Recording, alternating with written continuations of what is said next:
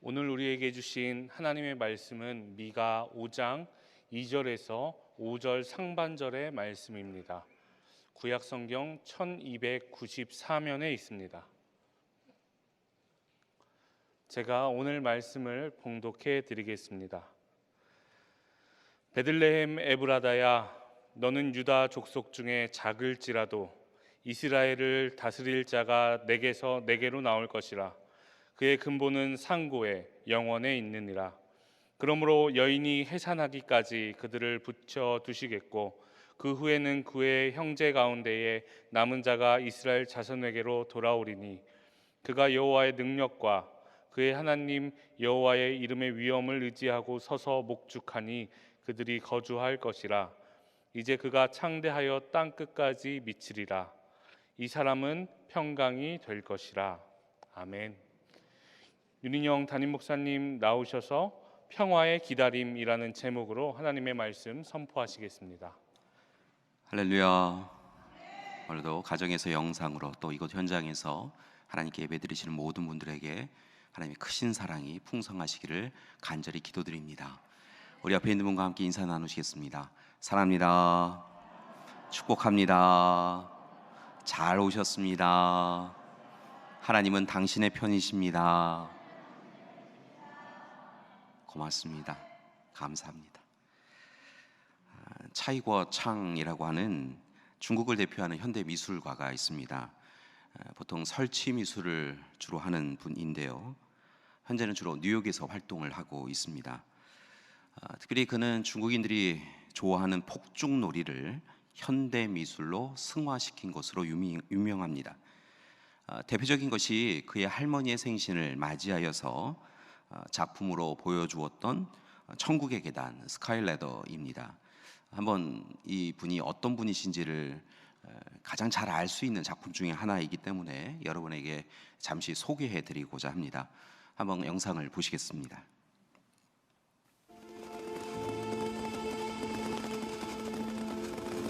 폭죽놀이를 이용하여서요 계단을 만들고 있습니다. 하늘로 올라가는 그런 계단 사다리를 만들고 있는 것이지요.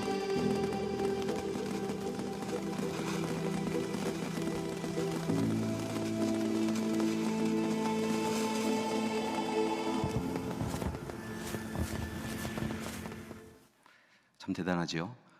그래서 그를 보통 제2의 백남준이라고 부릅니다. 그리고 그의 작품들은 조금씩 특별한 모습을 보일 수 있는데요. 화약을 이용하여서 하늘만이 아니라 종이, 캔버스에도 그림을 그리곤 합니다. 그리고 다양한 동물을 등장시키는 설치 미술을 또한 그가 하기도 하는 것을 볼 수 있는데요. 그의 작품 중에서 제가 개인적으로 제일 좋아하는 작품은 헤리티지, 유산이라고 하는 작품입니다. 이 작품인데요, 호주 퀸즐랜드주의 노스 스트라우드 브루크 섬이라고 하는 섬이 있는데요, 그 안에 브라운 호수라고 하는 호수가 있나 봅니다. 그 호수를 보고 영감을 얻어서 바로 이 작품을 만들었습니다. 미술관 안으로 이 작품을 들여왔는데요, 하얀 모래로 둘러싸인 호수에 서로 다른 99마리의 동물들이 함께 평안하게 물을 마시고 있는 장면을 이렇게 작품화하였습니다. 박제화한 것은 아니고요, 스티로폼을 가지고 동물을 만든 다음에 거기에 인조털을 입혀서 만든 작품입니다. 실은 이 박물관에서 이 작품을 보는 많은 사람들이 너무도 동물이 사실적이어서 깜짝깜짝 놀란다고 합니다. 작가는 이 작품을 소개하면서 모든 인간과 생명이 조화를 이루며 살아가는 세상, 그 세상을 보여주고 싶었다고, 물을 비롯한 여러 가지 것들이 한정지어 있지만 함께 모여 다투거나 분열하거나 싸우지 아니하고 함께하는 세상을 보여주고 싶었다라고 하는 것을 본 적이 있습니다.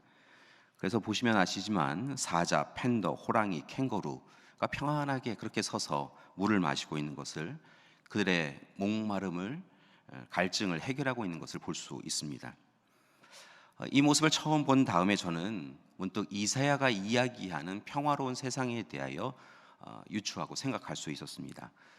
지난주에도 우리가 함께 살펴본 말씀이기도 한데요, 이사야서 11장 6절에서 9절까지의 말씀이 이렇게 기록이 되어 있습니다. 그때 이리가 어린 양과 함께 살며 표범이 어린 염소와 함께 누우며 송아지와 어린 사자와 살진 짐승이 함께 있어 어린아이에게 끌리며 암소와 곰이 함께 먹으며 그것들의 새끼가 함께 엎드리며 사자가 소처럼 풀을 먹을 것이며 젖먹는 아이가 독사의 구멍에서 장난하며 젖된 어린아이가 독사의 굴에 손을 넣을 것이라. 내 거룩한 산 모든 곳에서 해됨도 없고 상함도 없을 것이라. 실은 하나님 앞에서 해됨도 상함도 없을 것이다 라고 하는 이 약속의 말씀, 평화를 이룬 세상의 이야기가 문득 떠올랐습니다. 교회 여러분 어떻습니까? 오늘 차이고창이라고 하는 유산이라고 하는 작품을 처음 보신 분도 계실 텐데요. 보시면서 어떤 생각이 드셨습니까? 여러분은 이사야의 말씀 11장 6절에서 9절까지의 말씀을 읽을 때마다 여러분은 어떤 생각을 하십니까? 우리는 과연 그런 세상을 이루고 누리며 살고 있습니까? 그런 세상이 분명 올 것이다라고 하는 분명한 확신이 있는지요? 우리는 과연 평화와 화해, 일치와 화합, 배려와 돌봄이 온전히 이루어진 세상을 과연 볼 수 있을까요? 답을 하기가 참 쉽지 않습니다. 우리의 머리로는 이성적으로는 이상적으로는 그럴 수 있겠다, 그래야 된다 생각하지만 실상 우리의 현실은 우리의 이상과는 너무 멀리 떨어져 있기 때문에 그렇습니다. 우리의 현실은 계속 끊임없이 다툼과 분열이 일어나고 있습니다. 예를 들면 코로나19로 시작되어진 우리의 삶을 들여다보면 차별과 혐오에 상처 주는 말들이 너무도 쉽게 오고 가는 것을 봅니다. 특별히 사회적 약자일수록 가장 먼저 그리고 가장 큰 상처를 받고 있는 것이 요즘 우리의 모습입니다. 그렇기에 과연 이사야가 이야기했고 차이고창이 이야기하였던 평화가, 샬롬이, 안녕이 우리 가운데 이루어질 수 있을 것인가 라고는 의문이 듭니다. 분명한 것은 현실의 모습은 하나님이 원하시는 모습은 아니라는 것입니다. 하나님께서 이 세상을 창조하시고 참 좋다라고 이야기하셨는데요, 하나님이 창조의 때에 이 세상을 만들어 가시면서 꿈꾸셨던 세상의 모습은, 평화의 세상은 지금의 모습과는 다르다는 것입니다. 사랑하는 여러분, 다시 하나님 앞에 서고 하나님의 창조의 질서를 회복해가는 우리가 되기를 소망합니다. 더 늦기 전에 상생과 공존을 입술로만이 아니라 우리의 삶으로 이루어가는 우리 믿음의 가족들 되시기를 간절히 기도드립니다. 그렇다고 한다면 교회 여러분, 문제가 있는데요, 그렇다고 한다면 우리는 평화를 어떻게 이루어 갈 수 있느냐라는 것입니다. 지금 여기에서 평화는 많이 동떨어져 살고 있는 우리의 삶 가운데서 우리는 어떻게 다시 하나님의 창조 질서, 구원 질서에 합당한 평화를 이루어 갈 수 있느냐는 것이죠. 오늘 말씀을 통하여 우리는 지혜를 찾고자 합니다. 오늘 말씀의 주인공인 미가는 예루살렘에서 남서쪽으로 약 50km 정도 떨어져 있는 작은 동네인 모레셋 출신의 예언자입니다. 그는 북이스라엘의 멸망을 바라봅니다. 그리고 북이스라엘의 멸망을 타산지석으로 삼아서 남유다가 백성들이 더 늦기 전에 하나님께로 돌이켜서 하나님의 은혜로 멸망과 심판을 벗어나기를 간절히 기도하고 청합니다. 그러나 안타까운 것은 유다의 지도자들과 백성들이 미가를 통하여 전해주는 하나님의 경고의 말씀을 경홀하게 여겼고, 그들 또한, 남유다 또한 바벨론에 의하여서 멸망을 당합니다. 그런데 놀라운 것은 심판과 멸망의 예언을 한 이후에 미가가 4장에 이르게 되어지면 참으로 놀라운 하나님의 약속을 전하고 있다는 것입니다. 4장에 이르면 소위 하나님께 남은 자들이 회개하면, 하나님께로 돌이키면 하나님께서 그들을 귀히 여기시고 기뻐하셔서 다시 이스라엘로 회복시켜 주시고 그들에게 누구도 빼앗을 수 없는 진정한 샬롬, 평화를 허락해 주신다라고 약속하고 계시다는 것입니다. 대표적인 것이 바로 미가 4장 6절과 7절의 말씀입니다. 하나님께서는 이렇게 미가를 통하여 약속하여 주십니다. 여호와께서 말씀하시되 그 날에는 내가 저는 자를 모으며 쫓겨난 자와 내가 환난 받게 한 자를 모아 발을 저는 자는 남은 백성이 되게 하며 멀리 쫓겨났던 자들이 강한 나라가 되게 하고 나 여호와가 시온 산에서 이제부터 영원까지 그들을 다스리라 라고 말씀하여 주십니다. 즉 저는 자, 쫓겨난 자, 환난 받는 자로 표현되는 이스라엘 백성들, 유다 백성들을 다시 약속의 땅으로 돌이키셔서 하나님께서 강한 나라가 되게 하시며 그들의 하나님 되어 주셔서 하나님 나라의 평화와 샬롬, 평안이 그곳에 온전히 이루어지도록 도와주신다고 그렇게 약속하신 것입니다. 아무것도 보장될 수 없었는데 이제 멸망과 심판을 당하여 그들은 무너질 수밖에 없었는데 그럼에도 불구하고 하나님께 남은 자들을 통하여 하나님은 회복시켜 주신다고, 온전케 해주신다고 약속하여 주신 것입니다. 더욱 감사한 것은 이 평화 회복의 약속의 증거로 메시아 탄생 예고를 미가를 통하여 하나님은 주고 계시다는 것입니다. 메시아 탄생 예고가 예언자들을 통하여 곳곳에서 이야기되어지고 있는데요, 우리가 함께 봉독한 5장 2절의 말씀 가운데서도 바로 메시아 예고, 구원자가 오신다라고 하는 소식이 담겨져 있습니다. 5장 2절의 말씀입니다. 베들레헴 에브라다야, 너는 유다 족속 중에 작을지라도 이스라엘을 다스릴 자가 내게서 내게로 나올 것이라. 그의 근본은 상고에 영원에 있느니라 라고 말씀하고 있습니다. 오늘 시간 하나님께서 약속하여 주신 대로 베들레헴 에브라다에 하나님의 사람, 하나님의 구원자 메시아를 보내어 주신다라고 이야기하고 있는데, 이 탄생 예고에는 몇 가지 의미가 있는 것을 봅니다. 무엇보다 평화를 주시는 메시아께서 작은 성읍 베들레헴을 고향으로 삼고 있는, 어찌 보면 몰락한 가문이라고 할 수 있는 유다 족속의 에브라다의 가문에서 오신다라고 이야기하고 있다는 것입니다. 여러분, 베들레헴은 작은 성읍이었습니다.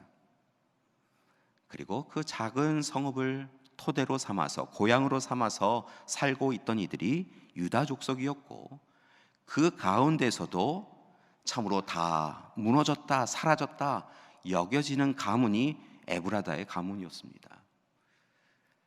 여러분이 잘 아시다시피 나오미, 룻 시대에 그들 가문은 다 멸문당할 뻔했습니다.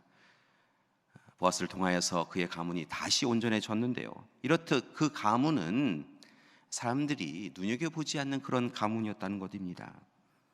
그런데 그 가문을 통하여 메시아가 오신다라고 이야기하신 것이죠. 이것은 의미가 있습니다. 첫 번째 의미는 이 모든 일이 그렇기에 전적인 하나님의 은혜라는 것입니다.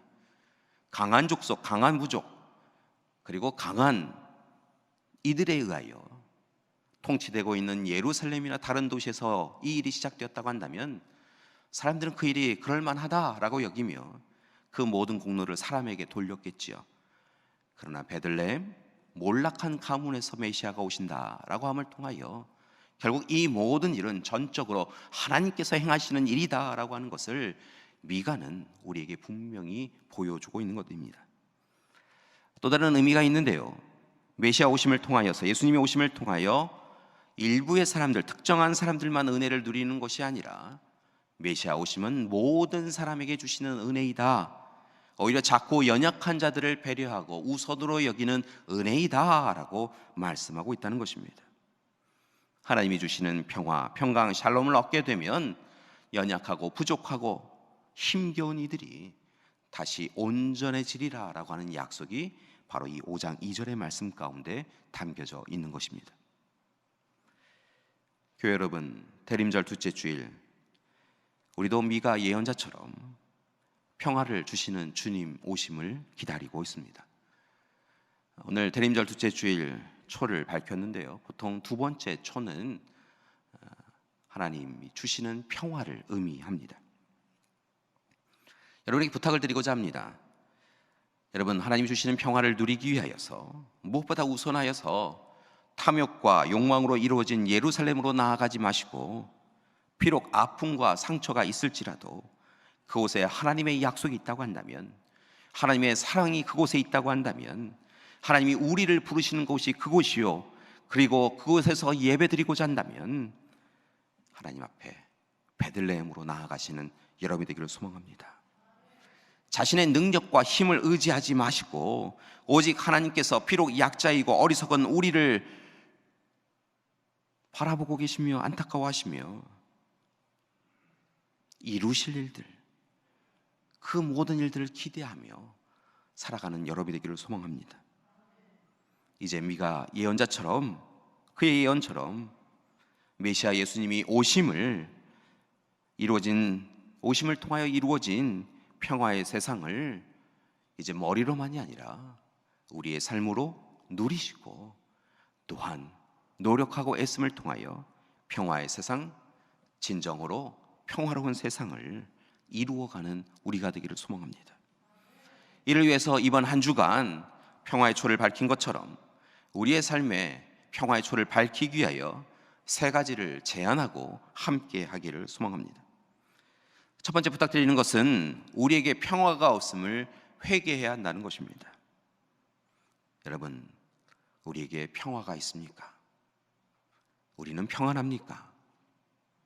우리의 가정은, 우리 교회는, 우리의 사회는 평안합니까?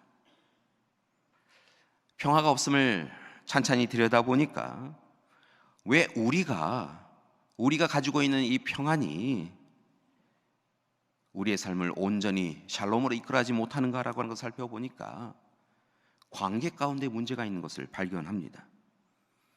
하나님께서 세상을 창조하시고 아담을 창조하시지요. 아담이 홀로 있는 것이 좋지 않아 보여서 하와를 그에게 보내어 주십니다. 그리고 서로 함께 살아가도록 하시지요. 그런데 아담이 하와가 서로 간에 다투고 분열하였던 것처럼 우리 또한 이 시대에 둘만 모여도 서로의 다름을 이야기하며 관점과 기준과 방법의 차이로 인하여서 분쟁하고 다투는 것을 볼 수 있습니다. 평화에 대하여서 입술로는 선언하고 이야기하지만 우리의 실상은 비평화적 삶을 살아가고 있다는 것입니다. 그렇게 여전히 세상은 분쟁과 다툼, 시기와 질투가 가득합니다. 사랑하는 여러분, 우리의 삶에 평화가 없음으로 인하여 하나님 앞에 통회자복하는 우리가 되기를 소망합니다. 우리의 삶에 비평화적인 모습이 있음을 붙잡고 하나님 앞에 기도하는 우리가 되기를 소망합니다. 우리의 입술이, 우리의 삶이 일치와 화해, 배려와 돌봄을 이야기하지 아니하고 먼저 불평과 불만을 토로하며 다름에 대하여 이야기하고 그 일로 인하여 나누어 싸우는 것에 대하여, 평화 없음에 대하여 오늘 이 시간 회개하는 우리가 되기를 소망합니다. 두 번째 부탁드릴 것은 이제 평화를 이루셔야 한다는 것입니다. 하나님의 평화, 진정한 평화, 참 평화가 우리 가운데 임해야 될 줄 믿습니다. 하나님의 평화 외에는 다른 평화는 없습니다. 하나님이 주시는 평화 외에는 진정한 평화가 없다는 것입니다. 우리는 하나님의 평화가 우리 가운데 임하기를, 우리를 통하여 세상에 영향을 끼쳐가기를 간절히 기도하고 노력해야 될 줄 믿습니다. 이를 위하여 먼저 해야 될 일이 있습니다. 그것은 거짓 평화를 물리치고 진정한 평화를 이루어야 한다는 것입니다. 팍스 로마나라고 하는 단어가 있습니다. 로마의 시대에 로마의 점령지에는 모두 다 이 팍스 로마나라고 하는 이야기가 들려오곤 하였습니다. 말 그대로 로마의 평화입니다. 로마에 의하여서 주어진 평화입니다. 그런데 실은 이 팍스 로마나라고 하는 평화는 가짜 평화, 위장된 평화입니다. 로마 제국이 가지고 있는 정치, 경제, 군사력으로 타인을 강제로 침묵하게 만든 거짓 평화라는 것입니다. 자신들이 가지고 있는 그 힘으로 자신들은 평안했을지 모르지만 이방 민족, 점령지의 백성들은 끊임없이 힘겨운 시간을 보내며 좌절하고 낙심할 수밖에 없는 침묵을 강요당할 수밖에 없는 그런 평화, 그 평화는 거짓 평화다라는 말씀입니다. 그래서 예수님은 마태복음 10장 34절 말씀에서 뜻밖의 말씀을 우리에게 주신 적이 있는 것을 볼 수 있습니다.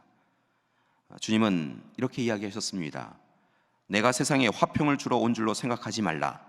화평이 아니요 검을 주러 왔노라 라고 말씀하십니다. 이상합니다. 오히려 주님이시라고 하면, 우리가 아는 주님이라고 한다면 내가 세상에 검을 주러 온 줄로 생각하느냐? 아니다. 화평을 주러 왔다. 화평하라. 평화를 이루어라. 이렇게 선언하시는 것이 합당한데 왜 마태복음 10장의 말씀 가운데에서는 나는 검을 주러 왔다. 다투고 싸워라. 이렇게 이야기하고 계시느냐라는 것입니다. 이 말씀은 결국은 거짓 평화, 잘못된 평화, 힘 가진 자가 힘을 가지고 타인을 누름을 통하여서 얻는 모든 것에 대하여 정당화하기 위하여 이야기하는 그 잘못된 평화를 바꾸시겠다라고 선포하신 것입니다. 마치 예수님께서 성전에 올라가셨을 때 성전이 성전답지 않은 모습을 보시고 상인들의 상을 뒤엎어 버리신 것처럼, 거짓 평화에 익숙하여서 거짓 평화가 진짜 평화인 것처럼 이야기하는 이들에게 이 평화는 평화가 아니다 라고 이야기하시며, 하나님이 이 땅을 세우시면서 이 땅을 지으시면서 만드신 진정한 평화가 우리 가운데 있어야 한다 라고 이야기하셨다는 것입니다. 그러면서 진정한 평화가, 하나님의 평화가, 샬롬이 어디에 있는지 주님은 삶으로 보여주셨습니다. 가르침으로 알려주셨을 뿐만이 아니라 주님은 진정한 평화는 어떻게 이루는 것인가 라고 하는 것에 대하여 이야기해 주셨다는 것이죠. 세상 사람들로부터 침묵을 강요당한 이들에게 찾아가셔서 하나님은 그들의 하나님이신 것을 알려주셨습니다. 그들의 아픔을 위로해 주셨고 병든 이들을 치유하여 주시며 함께 웃고 울어주셨습니다.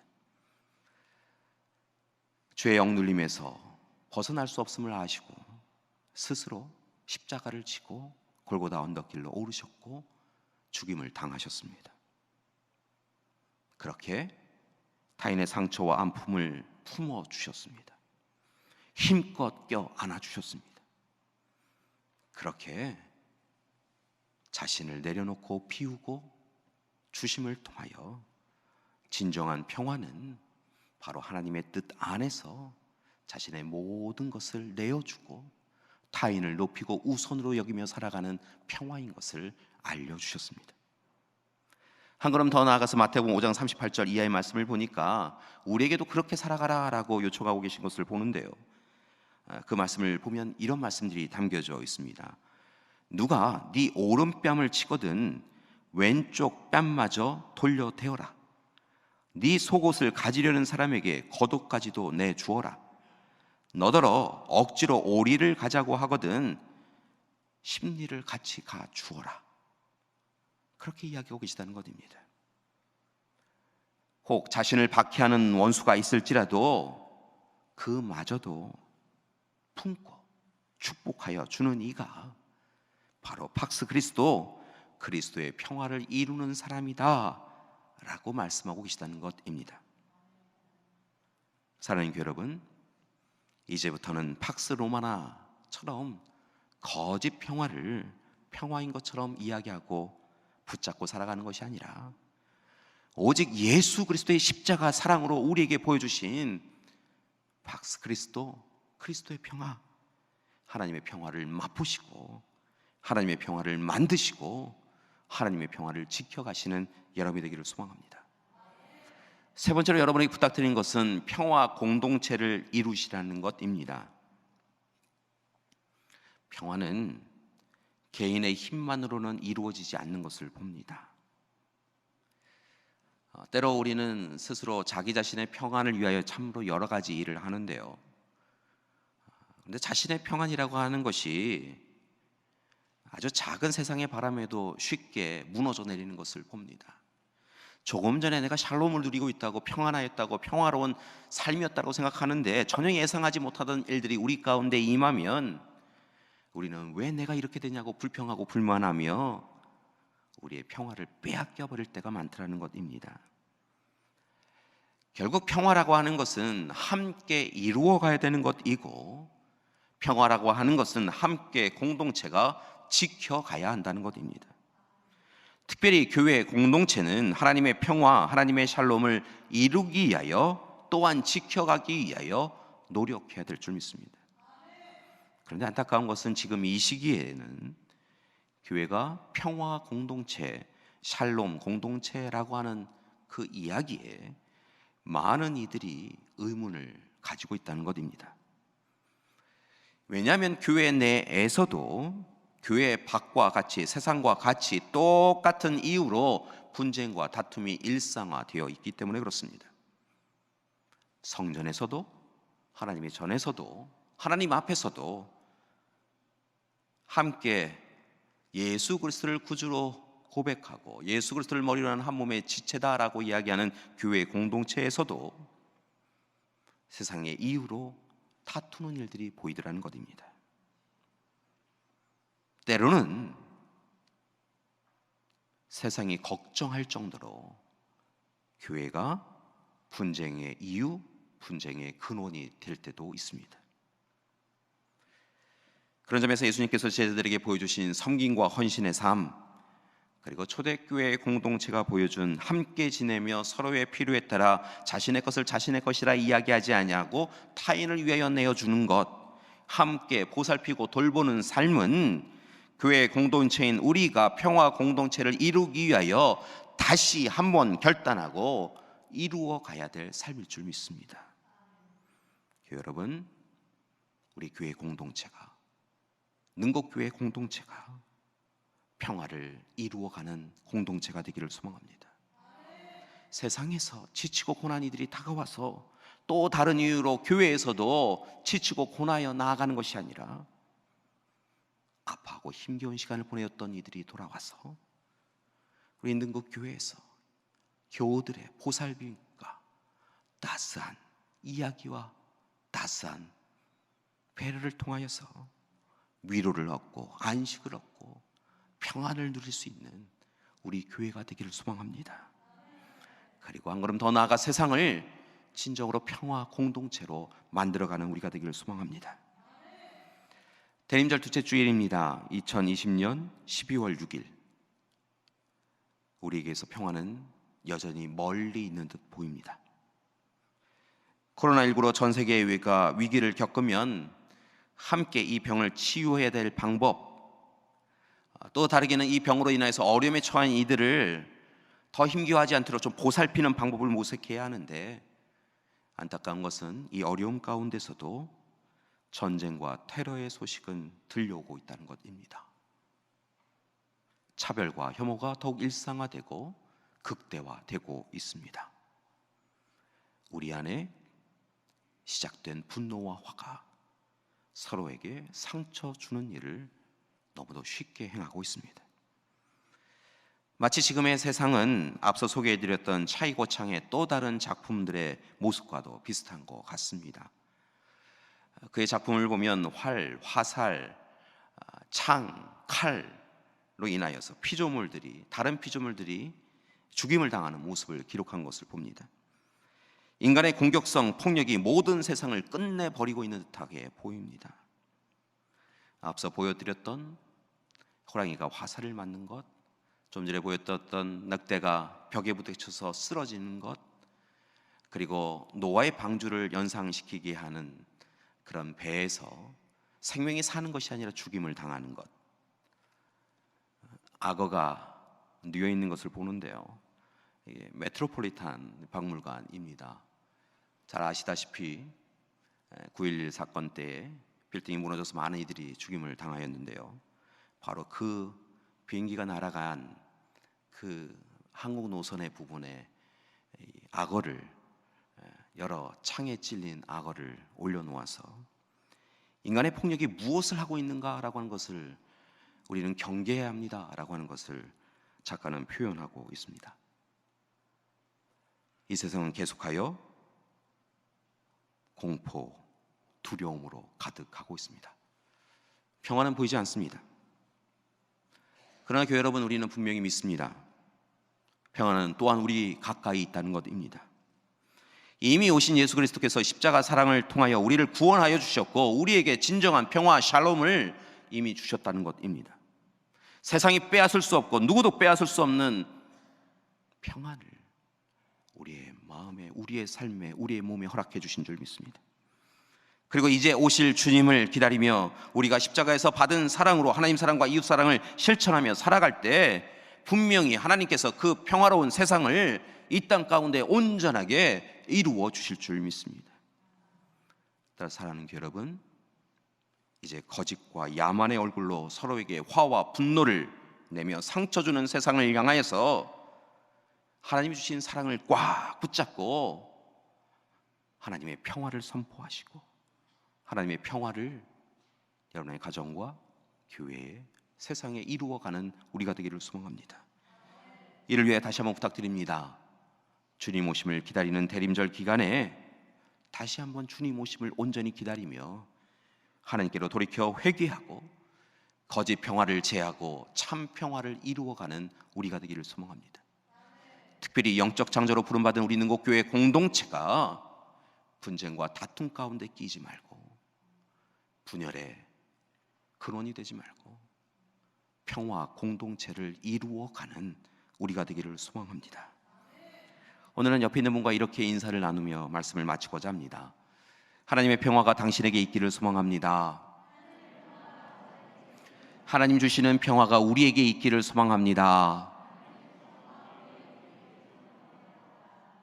사랑하는 교회 여러분, 지난 한 주 동안 얼마나 많이 힘드셨습니까?